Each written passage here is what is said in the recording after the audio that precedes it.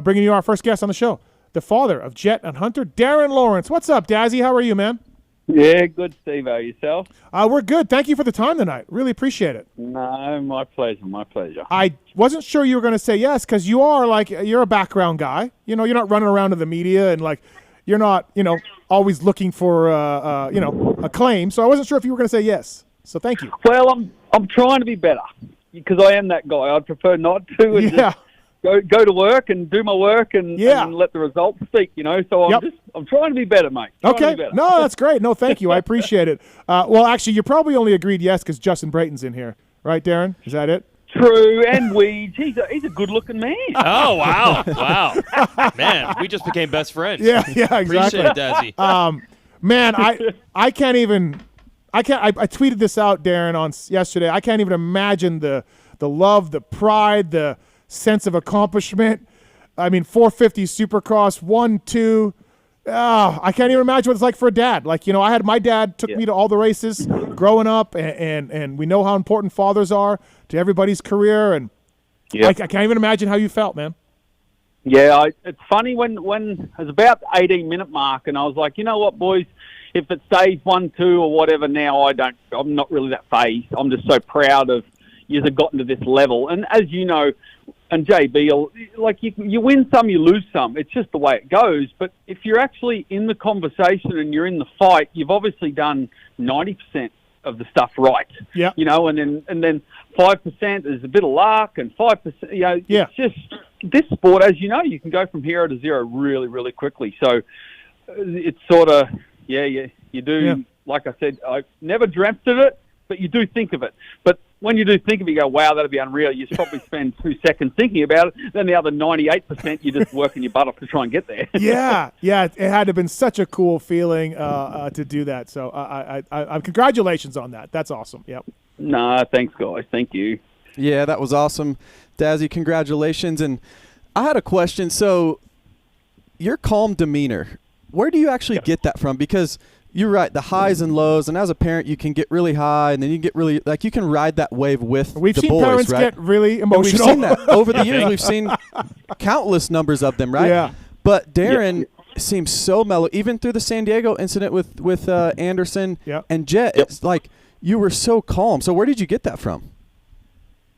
I think, I don't know. My mum and dad, we lived in the middle of Australia on a farm, so Australian farmers, if you've ever met them, are real just casual. Everything happens slowly. You don't rush nothing. You plan out your day, and it's just the way your demeanor is. You don't ever rush into stuff. You plan stuff. So I guess I've been brought up that way. It wasn't a fast lifestyle, and I always think myself I'm a pretty slow thinker. I'm not the cleverest man, but I'll definitely break things down and pull things apart. And the whole Anderson thing, like at San Diego, like I said to Jett, it was, and people don't understand Jett and what was said between them. And I, was like, well, Jetson, I'm proud of you for standing up for yourself, because a lot of people in today's world, as you know, will just turn a blind eye. Oh, I don't want to get involved in that, and they don't like confrontation. Whereas I'm old school, like men are men, and you confront someone. If you think it's not right, well, you confront them, and you sort it out, and you shake hands at the end, and you move on. So for him, it was like, mate, I'm really happy and proud of you. You stood up to a guy that you thought was just dicking with you. I'm not impressed that you lost your temper, because I've been known to have a bad temper. So I said, I want you to be better than me, So I said, I'm not impressed with that, but I said, I'm glad you stood up for yourself, but there's a better way to do it, mate. And so it's just, I'm just a very analytical person, and I look at things and try to go, all right, well, that's not so bad if you would have done it this way, I think it's my upbringing, JB, just a bit of a calm, casual thinker, but a bit of a slow thinker, And you can kind of tell that, actually, when you see Darren or the conversations that I've had with him, you really do think things out. You don't make decisions on the fly, and I think that's so awesome, and I respect that so much from you, and it makes you a better person, a better parent, and I really look up to that. No, thank you, JB. Thank you. And I've heard from the Honda guys that at times, Darren, if things don't go right, you'll tell one of the boys, hey, it ain't the bike, it's you. Pull your head out of the ass. You need to pick this up. I can see you're not doing this, you're not doing that. You are not running to the team and being like, this bike sucks. We got what can we do? I've heard this from the Honda guys. Yeah, well, that's the funniest thing I sort of look at and I laugh, because We develop the bike together. Mm-hmm. And every rider's the same. You develop the bike with the team. So if the bike ain't right, how in the world is it the bike's fault? It's everybody's wrong collectively. You win together, you lose together, and we've apologised to our team. And we've, not done. Sorry, boys. Like when Jetson, I can't remember what round, he was leading and he just got cross-rutted, and he was like, we said, sorry, boys, we should have won that one. And so, it's just being honest and just being, looking at it and going, well, we developed this bike with you guys. We're the ones that say, Hunter and Jett and myself, I watch the boys every day, every lap. So I'm the one that can tell whether they're comfortable or not, or what their body position is, their leg position, so forth. And that's one thing I really love, because Derek Atkinson, our shower suspension guy, came to us I believe he was quite green in the field. Unbelievable at the bench, dynoing, so forth, but he was green in watching a rider. And I love talking with him and saying, hey, a rider will tell you what's going on with the bike, so much just his body action, not even watching the fork or the shock, with his leg out or so forth. You'll see, his leg's out. It's not even beside the fork leg because he doesn't know what the fork's doing, and so forth. And I love working and I love that man. He's part of our crew and so good to work with. Our bike, as you've seen, our 450 this year is such a good, solid bike on the track, whereas poor old Changers and Kenny, they had issues with it for so many years. They couldn't get it dialed in on how they wanted it, So I sort of put that down to the team around us with Hutch, Derek, and then them allowing to trust us, and that I just love our team. There's such a good bunch of lads. Because JB and Weege, I don't know if you guys know this, but some fathers just think it's the bike and their son is great. I don't know if you guys are aware of this in our sport. Yes. The classic quote, your bike's trying to kill my kid. Yes. That is a classic quote. That is a quote. Right. Oh, yeah. Your bike is trying to kill my kid. Right. Yes. So. But look, I know you're at the track with them every day, and you've probably watched them every time they've maybe ever ridden ever, but there's a lot of people that have done that with a lot of riders, a lot of dads. I've always wondered where you got this level of knowledge, because there are many dads who will tell you, trust me, I can see the suspension better than the suspension guy. Trust me, I know more about training or riding technique than the coach or the trainer. Where do you think you picked up on it? Is it you're listening enough to knowledgeable people to eventually get that knowledge yourself? 1,000%. Gotcha. I owned a steel tank XT250 that had blinkers that I'd drive down the track. I was a typical farm rider. Disappear in the scrub with a rifle on my back, go shooting. I was not motocross. I had no clue. So we just went fishing and camping as a family, and it was just a fun thing to do. And then Hunter was like, hey, I want to try motocross. And I was like, oh, okay, fair enough. And away we went. And it was, for me, I think a lot of parents miss that sport is a fun way to teach a child to create a work ethic for life. If you want to be good at throwing a baseball or shooting a hoop, well, go out in the backyard and practice it, mate. There's no excuse, and then they learn that for their business career and their marriage and everything in life, just to you can be better at something if you put some time towards it, So we got into sport due to that, and then I was blessed enough, there was this old boy in Australia called Greg Moss, which was Jake and Matt's old man. Oh, wow. And he taught me so much of the basics. I honestly believe he's one of the best coaches in the world. On his little techniques and his little things he taught me. And I just listened. And he coaches thousands of people every year, but none of them have got to our level because like I said, I didn't think I was a very smart person. So everything he said, I listened and we executed it. And we were accountable to it. We didn't just listen and do it in that day and then go home and never do it again. We went home and then the boys practiced it and we did it in the backyard. And so I think a lot of people in this world don't get held accountable to stick to something, because everything, as you know, Steve and Weege, you're probably a bit older than JB, but back in the day when you used to go to a burger shop, you used to have to wait 8 to 10 minutes to get a burger, or you wanted to go somewhere to pick up a girlfriend. You'd go to the pub, you'd buy her a drink, you'd talk, and it'd take 2 to 3 weeks to charm her. Now you just like left or right, or you go on a drive-through at McDonald's and get it in 2 seconds. Our current generation don't know what it's like to actually wait and be patient and work at something for delayed gratification in 6 months, 1 year, 2 years, 3 years. They want it now. And then when they don't get it, they get frustrated and give up. So sport is the best thing in the world, a fun way to teach children to be a better adult. And as any parent, this, Steve and JB, you want your kids to be better than you. That's all you want. you know, but sometimes you can't give them what you want to give them. You have to make it hard on them, you know. Well, no kids over here, just basset hounds, but I'll take your word for it. You know, but yeah. But JB and I are in the thick of it with our kids every day, and that absolutely is the goal. You nailed it. So what I want to know for you, now your boys are racing at the very highest level, and it is performance and it's results, and it's dollars and cents, and this is how you make your living. But if you do too much too soon with a 6-year-old or an 8-year-old, how did you navigate? It's fun for the family. It's just teaching life lessons. Okay, now it's starting to get more serious because some people do too much too early. How do you navigate that time frame? Well, Jett, obviously, Hunter's, as you know, 24 going on 29. He's really mature and he's thinking and so forth. Whereas Jetson's 20 and he's 17-year-old. He's still just a kid, as you've seen with most of his speeches. He just says what comes to his mind. And obviously, sometimes it's not said the correct way, but that's just the way he is. And people that really know Jett, he hasn't got an animosity or a jealous bone in his body. He's just a kid, you know. So for him, making so much money, thanks to Mertzy, doing such great deals. Thank you, Honda. And Alpine Star and Red Bull. But for Jett, it was one thing I learned from Johnny O. You know, like Ricky, he said Ricky worked his butt off and he was miserable a lot of years. And that's where 26-year-old is gone. Then I spoke with Villo. Villo was the same. He was just expected to win. The fun wasn't in anymore. And so for me, that's why I balanced with Jett. I thought, man, he's making such great money. I got to make sure that, you know, at 25, he goes, I'm over this crap. I'm done, and moves on. You know, so that's why I allow him to buy his Ferrari. Yes, you invest this much money, Jett, but okay, you can have a little bit of fruit. And that's it's the same in life. JB Weeds, you know what it's like. You can't go to work 18 hours a day. That's not balanced. You go to work for 8 to 10 and so forth, and then you balance a couple of hours with the kids and a couple of hours with the wife. So the same with monetary. It's all about balance. Let him invest his money. He's got units, he's got houses, he's got his investments and so forth. But I've got to let him have some fun with cars. He's still 19, 18. He's 20-year-old. You know, so for this kid to be in the sport hopefully we get to keep him in the sport for as long as we can.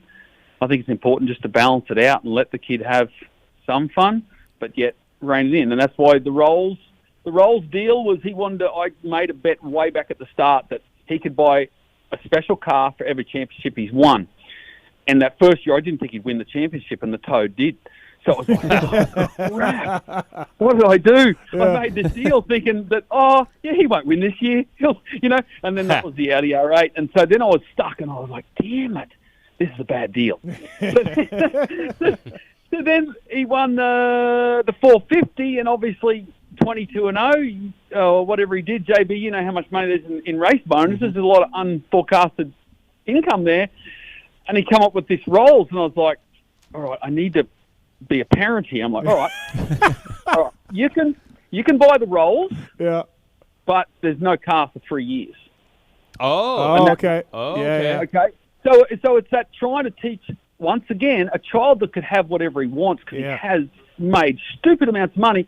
You're trying to create a deal that they go, all right, I'll stick to my word. Do you know what I mean? So that's where the Rolls came in. It's like, yeah, right, I'm cool with that. He said, I'll buy it. Yep. And that's so in everything as a parent, it's like you're trying to trick them into a life lesson any way you can. Oh, yeah, you can have the ice cream, but then you're going to have to go and mug the backyard. Negotiate bets, all that stuff. If it was a car for every championship, he's going to need a really big garage. Don't worry. I'm already getting told that Camaro that Hunter got me a few years ago, they're like, Dad, that's got to go, mate. I need that. Running out of room. I wonder why we have that stigma in our sport. Like, Jett goes and buys that Rolls, and there's, people talking online and stuff, and my comeback to that always is like, to your point, Dazzy, let them enjoy it. And I don't know if people don't realize how much money is actually at stake or how much money there actually is, because why is it okay for the NFL or NBA player but not the top supercross and motocross guy? Because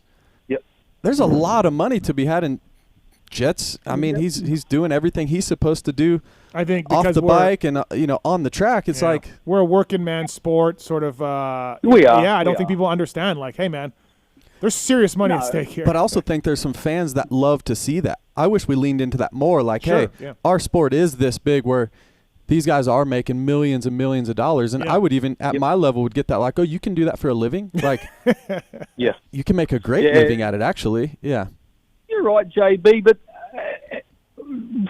sadly, we're not really in touch with the real business world, and obviously I was up until 7 years ago, and it's hard slog. Whether you're in Australia or in America, you're working your ass off day in, day out to pay your house mortgage or your rent or your taxes. It's harder to stay afloat nowadays than it was 30, 40 years ago. So you can imagine driving home from work, busting your ass, dealing with a cranky boss or some dickhead customer, and this kid goes and buys a $500,000 Rolls. That'd be like, Yeah. Screw that kid. He's got straight teeth and he's good looking. He sucks. You can't blame the guy for Yeah. Yeah. But if they knew the think he is? backstory and knew Yeah. how much work it actually took, and he didn't just get on the motorcycle and twist the throttle, there's so much backstory and so much sacrifice, right? Yeah. Also, Yeah, they need to exactly. know the $500,000 car. What the percentage? That's not all of. He didn't spend all the money he made. No. Yeah. No, yeah, yeah. yeah. I think that's where they're. Yeah. That might Right, be less that's what- than that's what 10% JB's of the total saying, year, right? but Yeah. they don't know that. Yeah. Right. Yes. That's correct, and Yeah. and sadly that person, like I said, is working 10 hours a day and then trying to spend time with his wife and his children. Has he got time to know the backstory yet? No, he doesn't. He just sees a little clip, and this is why I hate you media guys, Steve, because it's just it's a clickbait and it's something that comes up, and because our generation just looks at something for, I think it's 11 seconds now, our concentration span is 11 seconds, and they scroll on the next thing. Yeah, screw that guy, and they flick to the next thing. That's just the way our world is, Yeah. and it's I mean, just, it is. it's a point where you put up a contest thing on Instagram and say, hey, you can win this bike with a graphic. Yeah. And then you write in the caption how to win the bike and then people say in the comments, how do I win the bike? Because they don't read. They don't even want to read the fucking 100 words. They don't. Yeah. They just 1,000%. Yeah, you're just like, wait, like it literally says right here. But anyways, I don't think I've ever heard the answer to this question, Darren. I was trying to think of stuff that maybe I don't know or I haven't heard you talk about. You sell everything in Australia. You go to Europe. Hunter's in MX2, Jett's in EMX. Was the goal always America, or at some point maybe we just crush it in Europe and stay here, like so many other people do? Or was the goal always America? It was undecided because I knew the most successful man that left Australia was Chad Reed. And I knew he went to Europe. So me not being a motocross person, not understanding one iota about, I knew that was the path we had to go because so many had gone to America from Australia, and I think the stage was too big. And America has such a population of good riders coming through. If you don't succeed in that first year or two, you're on a B grade team, and it's even harder. Whereas Europe, to me, seems to allow you to work. Oh, you're a 5 to 10 guy. We're happy for you to be there. This was especially on Kawasaki and Stefan's team. Hunter wasn't on a Jeremy Seaworth spec Suzuki. He was on the lower spec. So they were happy for him to get. So that's what I liked about Europe. Once I got there, I learnt this. And we were very happy there, but we were going broke because we didn't have the money. So the MXGP is an unbelievable series, but it costs so much to do Longo series for the manufacturers. The wages for the riders is terrible. Right. So the first year we obviously went backwards at 72,000 Australian dollars, and that had to last as long as possible. And we first got there, obviously, we couldn't get visas. It was such a hassle. And then the poor old Cowie team, they couldn't pay us because that was illegal to pay an illegal immigrant at that time. So we only got our first 3 months of money, and it was... So basically, that was that year. The second year with Stefan was unreal. We got paid. It was professional. We were stoked. Then Suzuki folded. Yeah. So we were like, crap. So Geico was happy to take us. Steve and Ziggy were going to take us then. I said, no, I believe we need to stay. We have more to learn. We aren't ready. And then we stayed and rode for 114 for no money. But Lucas was unreal. He got us a little bit of money from Shift. But then the team took that because they were like, oh, well, Alpine Star want to give us money because Hunter's on the team. We want that money. So we lost that money. Then Lucas got us monster money. So that was 20 grand, but we just went backwards and we ended up using money from mum and dad. Yeah. And in the end, we were pretty much broke. Wow. So, but if someone had said to you when you went to Europe, if someone had said, hey, Darren, your boys are going to be successful in MXGP and, they're going to get rides with Honda, and you would have been happy. That would have been perfectly fine. It would have been. But the one man that had more faith in our system than me was Heiko Klepka, Kenny's dad. Okay. He went and bought a $36,000 Euro camper for us to do the MXGPs. He just showed me one day in his German English. He's like, camper? And I'm like, oh, that's amazing, Heiko. Okay, I get this tomorrow. Literally, drives in the driveway at 10 a.m. He got up 5 a.m. gone. Brought this camper. Wow. Heiko, like I haven't, and he only known us for a few weeks, and this is why I love Heiko, Yeah. Renee, like they put their faith in us, and I will. That's why I repay and do anything I can for that family now. And he said, "Don't worry, the money will come." And I was freaking out. Yeah. I go, "Oh my God!" Yeah. And he waited till we got across to Geico, obviously because we went backwards in Europe doing what we had to do because we had to pay our own flights. And so he waited until Jett won bonus money. It was the bonus money from Shift, and that paid Heiko back for the camper. Wow. Years later. Yeah. You Yeah. know, That's just cool. That's cool. Unbelievable Yeah. people that accepted us like family Yeah. and looked after us, and that's why I speak so highly of those people, you know, and why I got Renee over here, because we used his car, he looked after Hunter, he took Hunter to MXGPs while I was doing Jett with EMX, and just unbelievable people. Darren, is the time now when we talk about Sunshine Coast being the best place in the world, or should we wait for that? Oh boy. There we go. 1,000% JB. 1,000%. It's the best place in the world now. So where, Darren, did you grow up there, Darren, or not quite close to the Sunshine Coast? Oh, we lose him? Oh. You there? Come back to me, you there? Oh, There yeah. you go. There you go. We got you. Yeah. Go ahead, JB. Sorry, boys. Darren, so Sunshine Coast, best place in Yep. the world? I agree. It is, huh? It's amazing. So when I go to Australia, I stay where Jett and Hunter grew up, which is the Sunshine Coast. Okay. And every time Darren and I talk, we talk about how amazing it is and this and that. And Can I get a what part of the island is this? it's just north of Brisbane. Okay, but is northeast, northwest, southwest? What are we talking? East. East. East. Yep. East, 3 o'clock. Okay, three. Also, dead east. Okay, got it. Yep. All right. But I was telling him, I took my kids to the Australia Zoo and this and that. And he goes, that was our backyard.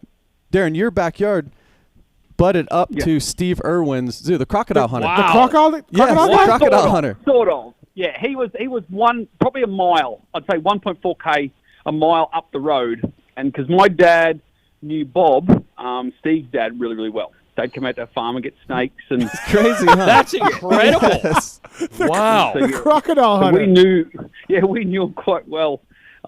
Steve and Terry, and we'd see him at the Domino's Pizza in Biwa. Like, they're just normal people. Yeah. Such good people. Yeah, Bob and Bindi and all that. Yeah. What about Crocodile Dundee? Did you see him around? Or, No, Okay. mate. No. No. Out of my league. Out of your league? Yeah. You know, and also like you mentioned Renee bringing him over, and when I was there this year, Dan and I were talking, and you obviously you guys have Chad Reed's old house, and it's a riding facility and all that. There's someone there, and I can't remember who. Dan's like, they don't have a lot of money, but Darren knows the family. Darren wants to help them. They're here. They're riding. Like, you give back a little bit. Like, you're just like, hey, like, I'll help you. Like, you know what I mean? For sure. Yeah, it's really nice that you do that. Like, it seems like, obviously, look, it's professional motocross and everything has to get paid and the bills, all that have to get paid. But it feels like you're, helping out when you can, So when they're good people, Steve. Yeah. You know, when they appreciate it, you love to do it for people like that. I got a lot of time for Michael Byrne. Always loved Burner when he was Factory Cowie. I was a mechanic. He was a racer. Always thought the world of Burner. And then obviously when he was helping Chad out, I was finding out that for riding technique, bike setup, training, the dude's really smart. He's such a big part of your program. And how big of a help is Burner? Yeah, love the man. Yeah. He just turns up to work every day, helps me prep the tracks. Just such a consistent personality, never a mood swing, just the same dude every day. Yeah. Turns up and just we chinwag about different things. And what about this? And what about that? And, he's helping Hunter at the moment because obviously that left shoulder of Hunter's that got dislocated umpteen years ago. It's still been an issue, with just strength because they had a cut where the bicep joined the shoulder was cut off and it was moved over, so the bicep died. And so he's Bernard's actually helping Hunter with that, just trying to get a little bit of strength. Because the 250 Hunter was okay, but the 450 is a bigger beast. So Bernard's helping HJ with that, which is unreal. Because Johnny O obviously is based in Cali, so Johnny O does our programs and so forth, but just Bernard's just a legend of a guy. Yeah, I got a lot of respect for Michael Byrne. Like, love the guy. Yeah, he's an awesome guy. Awesome guy. Speaking of Michael Byrne and great people in your corner, you mentioned Johnny O. Once again, amazing guy. I think so much of Johnny O and just the person he is, the athlete he is still to this day. Talk about Yes. getting Johnny O on the program years ago, and now still to this day working with him in your guys' relationship behind the scenes. Yeah, he's family, old Johnny O, because like Jett stayed at his house when we first started, and just so Johnny O could really get to know him, because I'm the type of guy that your company and the Lawrence company, I call it, because we are. That's what as a group. Mm-hmm. You know, if I get hit by a bus, who's going to carry on? So I needed Johnny O to know my boys as good as I know. You know, and if anything happened to me, that Hunter, Jett, and Emsy and everyone, they'd be all fine. You know, and so you're always sort of preparing for those things. And he's a legend of a guy, and I wish I would have got him earlier. Little bit pig-headed on my behalf because we always worked stuff out ourselves. But the Supercross thing for Hunter was just, we'll work it out. But when you make a mistake on Supercross, it bites so hard, and that's what I didn't allow for. So it was a bit of stupidity on my behalf. I thought I'd work it out with mechanics telling us, "Oh, honey, you're too far back, you're too far forward, you're through whoops and so forth." And Johnny O just simplified it. He just came and said, "Hunter, just put the front wheel on top every whoop, mate." Because he could already see they were technical. Yeah. He already could see they could put the bike in that 6-inch slot every lap. And he just said, "No, they're just complicating it. Just tell the boys what they need to do, and they'll do it." And so he was our saviour, honestly, for Supercross.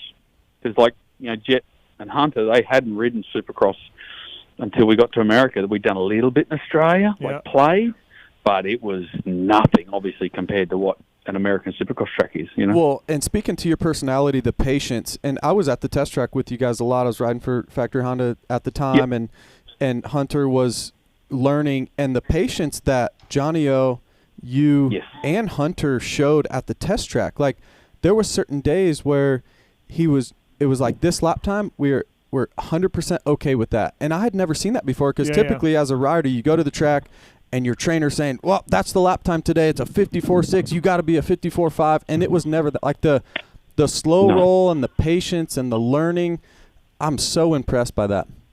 Yeah, and even with Jett, it was even more, JB. What we found with Jett, because he was 16, 15-year-old, whatever he was, 16, I think. Crikey, old age, man.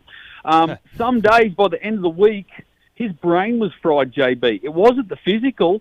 We'd get there and he'd do maybe 20 laps on the Friday, and Johnny'd be like, "Yep, that's enough. We're done." Wow. Yeah. Because he'd just see those little mistakes, and it was just, I remember Mertzi organising an interview that on a Friday night, and Lucas was like, "Oh, that was a waste of time. His brain's fried." His mental of trying to focus was what was going to lead to a mistake, and that's where I love Johnny O, because he had that experience of going, "No, he's good. He's good. We're done. We're good." Yeah. Whereas sometimes for us as a family, we had nothing to go back to, so I think we might have tried too hard with Hunter. We got to make it. And just work too hard. Because in Europe it was 90 minutes, no matter what. Monday, Tuesday, Thursday, Friday was a 90-minute moto, and you split up between a 10 and 420s, or a 20 and 235s, or 240, whatever it was, So we come to Supercross and we're thinking we're going to do 90 minutes. What idiots. It's 90 laps. Like, we just stuffed it up, and that's why so many in our circle and myself love Hunter so much, because he got thrown to the wolves and he was our test dummy, the poor kid. And and his brother got not the easy path, don't get me wrong, but he got to learn, and Hunter's okay with that. Sure. Hunter's okay, like, "Hey, Jett, you're better than me now, but now I'm going to learn off you, mate, because you learned off me when you're on 85. So, no, that's why a lot of people in our camp, and Jett's Jett, he's an amazing kid, and he's talented and a lovely heart, but Hunter's a gritty bastard, I can guarantee you that. Yeah, and that was what was impressive even in the press conference this weekend, where, they were being honest about it. Hunter's like, "I taught him a lot. Now I'm chasing him. He's the best rider in the world. I'm trying to get back up there." And that we don't have sibling rivalry. I mean, I only have a sister. We never compete in anything, but there are a lot of people that will tell you there is no one on earth that pisses them off more than if their brother puts it to them. And I'm sure they motivate each other. But I think we were all waiting when Jett really started to hit his stride and poor Hunter was just on the couch. I think we were all waiting for, there's going to be drama, there's going to be a fallout, you're going to see jealousy. I don't think that ever happened. No, well, it's up to the parents to control that. Yeah. To tell Hunter, "Hey, mate, I'm sorry, but you were I stuffed up. I didn't know what we're doing." And to be honest with your children and go, "Mate, you've taught him so much. That's you out there. You know, you did that to your brother, and Hunter was obviously a lot like me. There was no slacking in our family. If Jett wasn't doing things right, Hunter let him know. You know, so and it's just being the honest truth of and I say this to some parents. I was only speaking to people on the compound the other day. You know, a lot of kids want to beat another kid in amateurs out of an aggressiveness or a hatred, because mummy and daddy want to see little Johnny win. You know, so they damn that kid's taking the light away from my kid. And in amateurs, I always controlled that with my kids and said, hey, we want to beat them because they're better than us.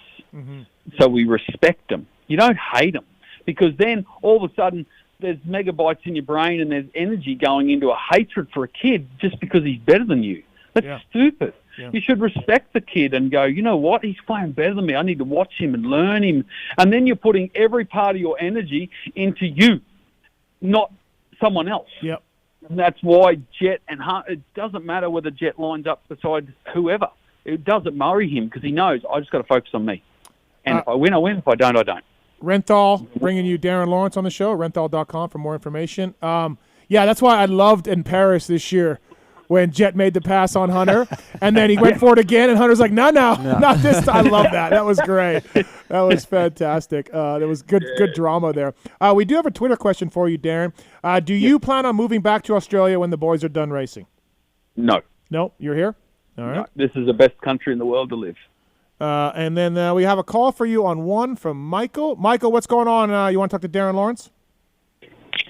Yeah, just really quick, congratulations, Darren. I know how proud you must be, but you mentioned multiple times that you didn't know much about motocross going in or anything, so I'm just wondering how both the Lawrence brothers have such good technique. I was watching videos of Jett from back on the 65, and you can still see that foundation. So I'm just curious about where they learned that, if you said you didn't know much about it. Yeah, Greg Moss in Australia picked Hunter up at 9-year-old. I rode in the bush, so all I knew was to grip with my knees and have my fingers on the levers and my elbows out. That's all I knew. And then, a coach in Australia, Greg Moss, taught me all the basics and all the little rudiments you can do in the backyard, because you don't need a motocross track to teach basics, doing circles, doing slow races with clutches, slow wheelies, nose wheelies like Jett does in the thing. A nose wheelie is one of the most important things in Supercross, because you get comfortable with the bike being in that angle. You know, you can control it with your front brake and your revs. So that coach taught me the most, Michael, and I remember nights just watching Chad Reed, Villo, Ricky. More so Chad. I think Chad had the more, what would you say, JB, technically correct style, would you say? Ricky just made it happen, and Villo was a little bit like more unbelievable feet, but steered with the rear of the bike. But Chad would be more your real technique, like basic textbook. That's the word I'm looking for. Textbook, would you agree, JB? Yeah, he was a little more, he's more balanced, right? In his bike setup, all of it was just more balanced, more centered on the bike, right? Yeah. So, Michael, I'd watch YouTubes of them just on their spine, in regards to where their spine is, their rear wheel, where their leg is, where their fingers are, and just, I'm an analytical 1% guy. I'm always like things to be spot on. So we'd work on that, and I really enjoyed working with my sons after school, because it was a father-son thing. Hey, Hunter, why don't you try this? Keep your foot in close to the fork leg, mate. And does that give you more feeling on the front? And that's why Hunter's such an analytical thinker, because I spent all this time with that stuff, and sometimes that gets in Hunter's road now because he thinks too much. It's like, mate, just shut up and go fast, will you? Yeah. You know? Ricky didn't worry much about technique. Like, I just got to go. I just got to pin this throttle and go. And sometimes you need to do that. Yeah. RC was still good, don't get me wrong. Yeah. But if you're looking at a textbook guy, like same for Hunter and Jett, if you're looking at a textbook rider, I'd probably watch Hunter more than Jett, because Jett does shit that just, how the frickin' hell did he do that? That was a bit weird, but he just pulled it off. Whereas Hunter's that little bit more robotic, which sometimes goes against him. But, you know, it's just horses for courses. But, Thanks, Michael. Yeah, thanks for the call. Yeah, no problem. Thank you. Darren Lawrence here, brought to you by Renthal. What's the hardest part of, like you said, Hunter's 24 going on 29, and whenever you talk to Hunter, he's really smart. He's got it all together. Like, then you deal with your other kid. What's the hardest part? Like you said, there's millions of dollars coming in. He's in 5 championships in a row. What's the hardest part of dealing with this guy? Because he does have all the money and everyone idolizes him. And like, what's the hardest part, Darren? Probably keeping. Sometimes it's keeping him focused because when you're so naturally talented, like we know Jett can do shit that just comes easy. Making sure his brain keeps locked in. So that's why we talk about goals and different things, which, his main goal is to win as many championships as he can. That's his main goal. But obviously, the second question that got broadcasted across the media that everyone shitted on him for was, I wouldn't mind trying to see if I can get close to 72 wins. But obviously that got twisted that he wants to beat it. Crock of shit. But that's what he uses to keep himself focused and motivated to go for it. And what disappointed me with the world and so many people is they said, he hasn't even won a main event. Well, that's like saying to your child that's 10-year-old, like, don't bother getting a job, mate. You haven't worked a day in your life. Okay, yeah. You know what I'm saying? Yeah, it's stupid. Yeah. Why are we teaching our children just to be mediocre? If you want to jump the fence, kid, you aim to jump the fence. You don't aim to clip your ankle and launch up the other side. So why is it so bad that they want to aim for something high? So that's what I use for Jett to keep him focused. Mate, you're good enough to go for that thing. Yeah. Yes, you've got to get to 20 wins. Yes, you've got to 30 wins. That's common sense. Hello, oxygen thieves, That's normal. But you can get to that, mate. So let's frickin' have a go. We came from the middle of Australia, and like Hunter said, we shouldn't be here. We're not the perfect thing to go, oh, wow, these people will be pro motocrossers. Not even close. Yeah. But we just never gave up. So we keep him. That's how I keep him focused, is just goals. And come on, let's be the best we can be. That's all you ever want your children or anyone. It's the only thing that pisses me off when people don't bet on themselves. Right. Because they're scared to fail, Sure. Oh, I can't do that. Bullshit. Come on. If I can do it, you can do it. I guarantee you. Just focus on it. So that's how we keep him in. Like, he's a funny kid. This afternoon he came home with a pet freaking bearded dragon. Oh, jeez. Oh, God. Oh, Jesus. That's Jett. He just won 100 and something K on Saturday night. Yeah. He'll come up with a bearded dragon and a shitbox fishing rod that probably costs $12. He goes down and catches a 3-pound bass out the back of a house. He's still a lovable, normal kid, and that's what people don't see. They see 11 seconds of what they want to picture him. Yeah. And then they hate on him, and that's why I just ignore it. I couldn't care less. You can't. Yeah, you can't deal with it. You got to put your head down and move on, right? You can't. Yeah, it's like these people don't know him. You just take 11 seconds, and that's fine. I understand that. That's their right. They can do that, but they don't understand who the boys are. I would never let them be that type of kid or person. As a parent, you want your kid to be something that society ain't going to deal with. So yeah. You literally answered the question as you were saying that I was going to ask you with, that's another weird thing, right? You go from just in the middle of nowhere, Australia, then maybe you're in Europe, but it's still pretty obscure. And then at some point you get to this weird situation, this is rare, where your child becomes a public figure. And that's only something that happens. Now, there are more popular people in the world, but there's 1,000 people that are popular enough where people that don't know them are going to weigh in on social media with opinion. That has to be such a weird, hard to manage thing, because if your kid my kid wanted to play with the neighbors today, and he asked my wife, can you ask if I can play with them? And we're like, no, you can do it yourself. You can do it yourself. We're managing our neighbors. You're managing 1 million people, maybe. That has to be so weird, and it must hit you in the face so hard the first time they turn, and they did turn. Yeah. And they go from loving you to hating you in 5 minutes. Yeah, but I think once again it's being honest with yourself, Weeds. Every human being has jealousy, has hatred, has love. You know that in yourself but it's a choice to control it. Do you know what I mean? Like when someone beat your kid back in the day, you'd be like, fuck.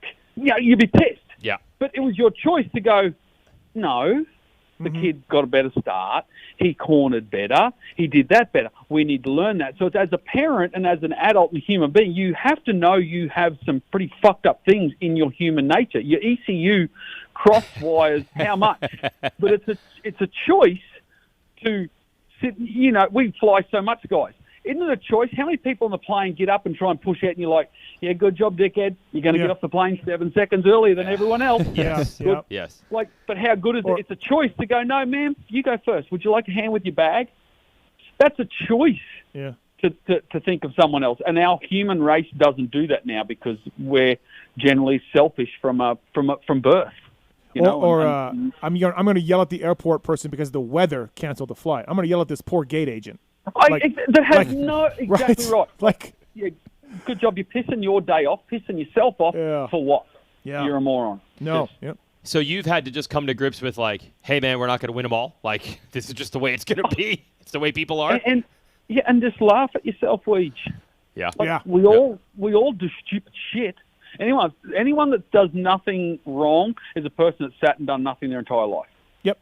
Yeah. You talk to every champion, and I was only talking to Wesling. What's that lad? Wesling, mountain biker, beast of a guy. John Wesling. John Wesling. I was talking to him and said, I so respect champions so much because if you're a champion, you obviously have to get on the line, look up and down, and go, right, bitches, let's go. I got you covered. Mm-hmm. You know? Yeah. But then you have to come back the truck and you have to be humble enough to accept criticism. Oh, you didn't do this right, mate. You didn't do that good. So I respect champions so much because I believe they're such a well-rounded personality that they can be confident, cocky, full of themselves with a helmet on, but then they're going to come off within 3 seconds and be all nice and oh, yeah, I had a great race. I'm telling you, when I was 20-year-old, I would have burnt the frickin' podium down.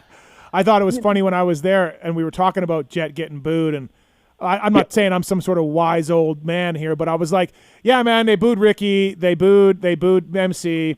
Don't worry about it. That if you're getting the boos, it's fine. Every great champion gets it, you know, and it really does. It's like whatever. Like, it didn't last long either. It didn't, no. And it's just a thing. Like it happens, and you move on. It is, and it's. RC warned us about it a year or so ago. He already told us that, so we knew it. Yep. And he said, if you're doing everything right and you start to do what I think you can do, you'll be hated for a while.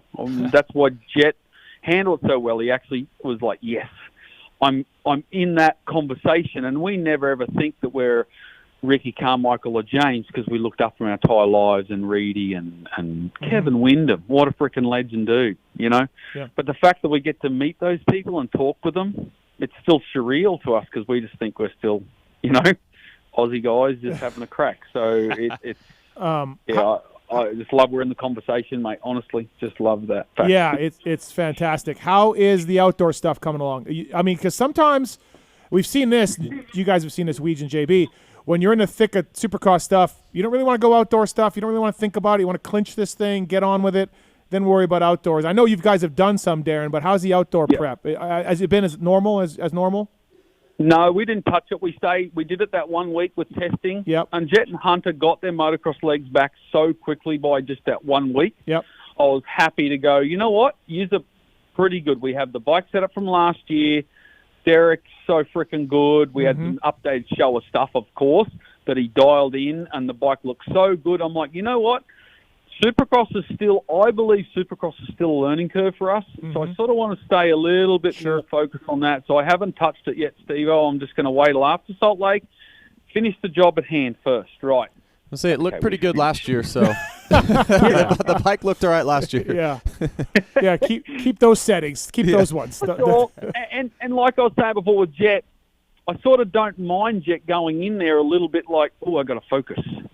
You know, because I think I'll get a better Jett. Like, Daytona was probably the most relaxed I've been because the track was so gnarly, I knew he'd stay focused. It's when the track is easy, like on the night we just gone, like that track was so slow. Yep. It wasn't anything majorly difficult, but you just had to hit your marks. I'm like, come on, Jett, keep your brain switched in. Especially with Hunter in front of him, I knew he'd be like, shit, I don't want to push Hunter too much. I don't want him to crash.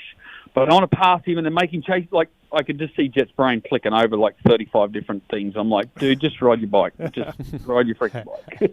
Awesome. All right. Well, good stuff, Darren. Thank you, man. Really appreciate the time. Congratulations. 1, 2. I mean, like I said off the top, it's got to be Boys, remember when we were in Lowell and it was fucking snowing on us and like We were losing money by the day. and we were eating waffles because we had no money and shitty coffee. 70 grand had to last a Right. year. Yeah, remember that, boys? Well, we just went 1-2 and 450 Supercross. So I don't know. I just think of that, Darren. I really do. That's awesome. Yeah, So, well, that's just never give up, kids. yeah. Kids that listen, parents, just never give up. Just turn up every day and keep going, and you'll fail. I guarantee you, you'll fail. Yeah. Every businessman with a successful business has failed. Every champion has failed, and that's how you learn how to win, is by failing. So just be comfortable in it. When you lose, kids, just go, all right, what did I learn? So yeah, that's the epiphany of our story. We just never quit. Good stuff, man. Thank you, Darren. Congrats. Amazing. Thanks, crew. Thank you. Talk to you soon. Will the guys see ya? See ya. That's Darren Lawrence, everybody. I'm ready. I'm ready to go. Yeah, I want to come back. I'm racing Salt Lake. How do I sign up? JP's back. That shouldn't have been free. I mean, No, he should that's be like- charging for that seminar. Yeah. that's Absolutely. priceless Well, information. I mean,